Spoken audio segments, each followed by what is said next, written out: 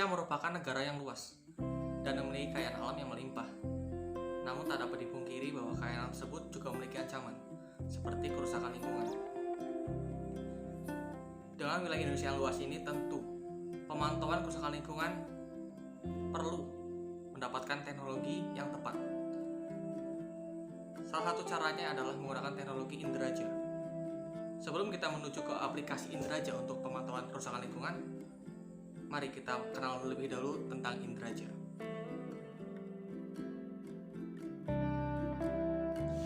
Penginderaan jauh atau Indraja adalah ilmu dalam mengumpulkan informasi suatu objek tanpa menyentuh atau melakukan kontak fisik secara langsung terhadap objek tersebut. Secara umum, Indraja berkaitan dengan pengolahan citra dalam mengamati dan mengetahui suatu fenomena di bumi. Data yang diperoleh ini berupa citra satelit yang harus diolah agar menghasilkan informasi yang dikehendaki.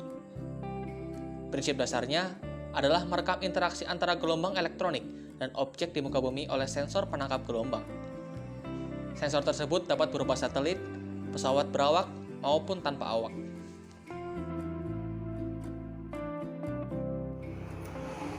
Cara kerja Indraja dimulai saat melakukan proses perekaman objek yang ada di permukaan bumi.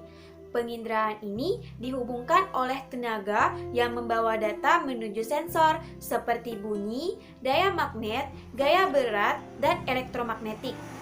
Akan tetapi, energi yang digunakan dalam proses ini biasanya adalah tenaga elektromagnetik, misalnya cahaya matahari sebagai tenaga elektromagnetik bersistem pasif.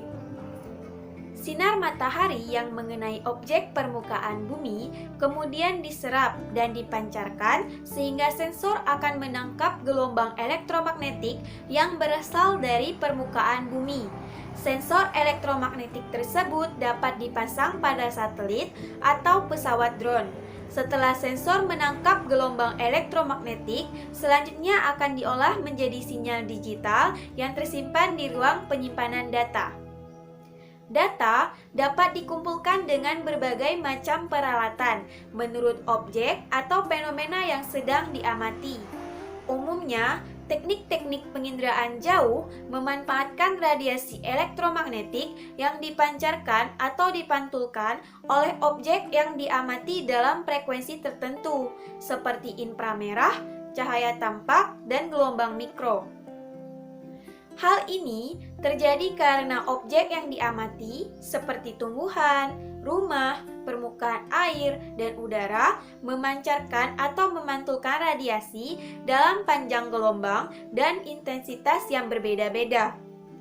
Metode penginderaan jauh lainnya antara lain melalui gelombang suara, gravitasi, atau medan magnet. Komponen penginderaan jauh. Teknologi Indraja didukung dan dipengaruhi oleh beberapa komponen. Yang pertama, sumber tenaga. Sumber tenaga Indraja dapat dibagi menjadi dua jenis, yaitu sumber tenaga alami seperti matahari dan sumber tenaga buatan seperti radar dan lidar. Yang kedua adalah sensor dan wahana. Sensor adalah alat yang digunakan untuk merekam data dari gelombang elektromagnetik yang dipantulkan oleh permukaan bumi. Sensor ini dapat dipasang pada wahana berupa satelit, roket, pesawat, drone, balon stratosfer, dan balon kaptif. Yang ketiga adalah interaksi tenaga dan objek. Diperlukan pembelajaran antara interaksi tenaga dan objek permukaan bumi agar menghasilkan informasi yang tidak bias.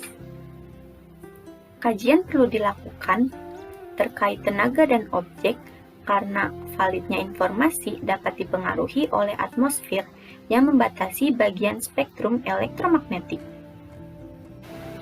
Yang keempat adalah atmosfer. Atmosfer adalah lapisan gas atau udara yang melingkupi bumi. Senyawa-senyawa kimia dalam atmosfer mempunyai peranan dalam menerima, menyerap, melanjutkan, dan memantulkan gelombang elektromagnetik. Yang kelima adalah pengumpulan data. Penginderaan jauh menggunakan sensor yang ditempatkan pada wahana akan menghasilkan data manual serta numerik. Data manual merupakan data hasil interpretasi citra menggunakan stereoskop. Stereoskop sendiri adalah alat untuk mengambil gambar dari udara dengan kesan 3 dimensi.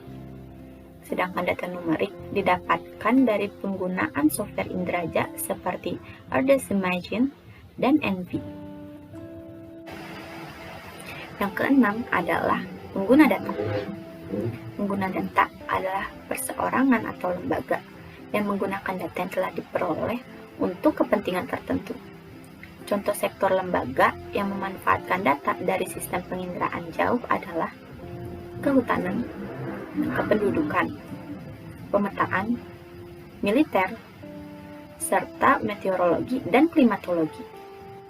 Penggunaan ilmu atau teknik penginderaan jauh baik diukur dari jumlah bidang penggunaannya maupun dari frekuensi penggunaannya pada tiap bidang mengalami peningkatan dengan pesat. Hal ini disebabkan oleh beberapa faktor. Faktor yang pertama yaitu menggambarkan secara detail.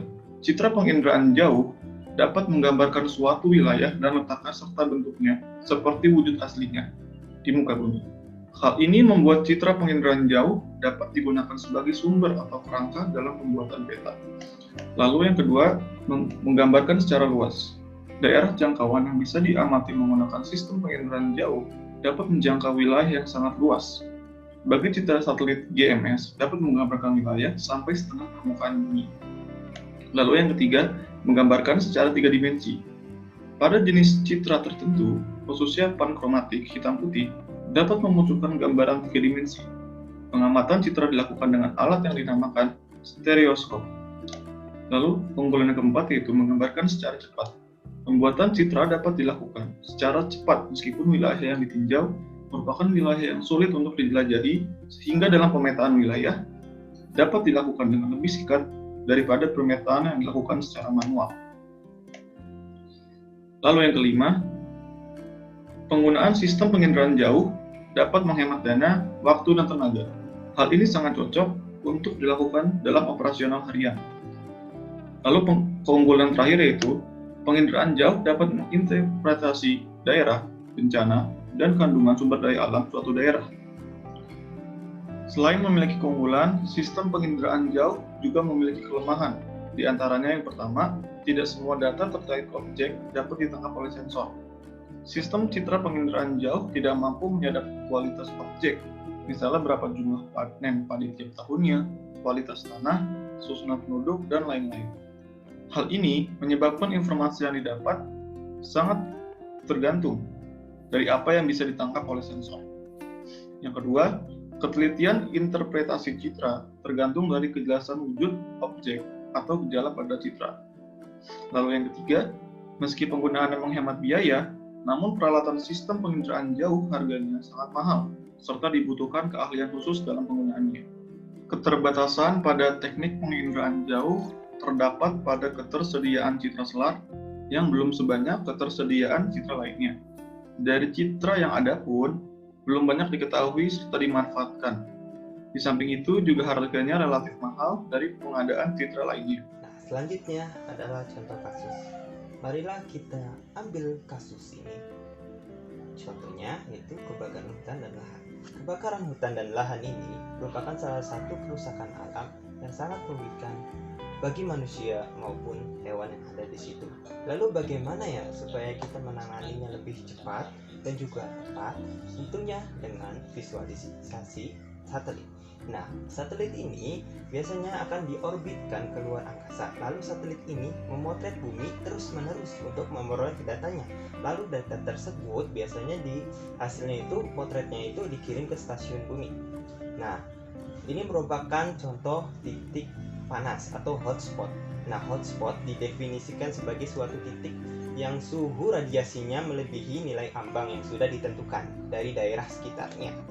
Nah, lalu data tersebut dikirimkan ke pusat teknologi dan data, lalu dianalisis ke pusat pemanfaatan pengindaran jarak jauh, lalu disebarkan melalui website dan juga seperti aplikasi di HP seperti ini, guys. Nah, ini merupakan tampilannya. Nah, ini merupakan suatu mekanisme penyebaran dari database ke web app, mobile app, dan juga servisnya yaitu FTP, email, dan juga API. Nah, berasal dari stasiun bumi lalu ke database lalu baru disebarkan seperti itu. Nah, data-data ini biasanya kan divisualisasikan seperti ini gitu. Ini menggunakan Terra Aquamodis dan SNPP PIIRS. Nah, data-data ini juga dirasakan oleh seluruh lapisan masyarakat melalui internet tentunya, dan juga bermanfaat sekali untuk lembaga-lembaga negara Indonesia seperti BNPB, Polri, dan juga lainnya.